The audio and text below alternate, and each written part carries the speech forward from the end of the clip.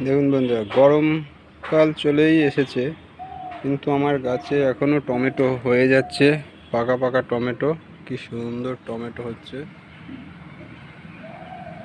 এখন যদিও ফুল কমে গেছে কিন্তু গাছে টমেটো আছে, কাঁচা পাকা সব। এগুলো শুধু খাওয়ার জন্য আমরা এগুলো ব্যবহার করে থাকি। সুন্দর টমেটো আছে। এখন কি হচ্ছে, পাখিরা টুকরে টুকরে খাচ্ছে। তবুও আচ্ছা, গাছে দেখতেও ভালো লাগে, পাখিরাও খাক, ওদেরও তো খাদ্যের দরকার।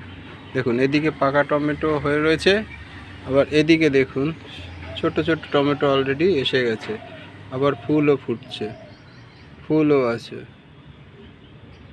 এই যে শোলার পাত্র, সব মাছের শোলার পাত্রগুলো, এর মধ্যে জৈব সার বলতে ওই সবজির খোসা পচানো। আর জল দেওয়ার সময় কী করি, চাল ধোয়া যে জলটা আছে না, সেই জলটা দিয়ে দিই, এতেই হয়ে যায়। আপনারাও বাড়িতে করেন, দেখবেন আপনারাও সুন্দর ফল পাবেন।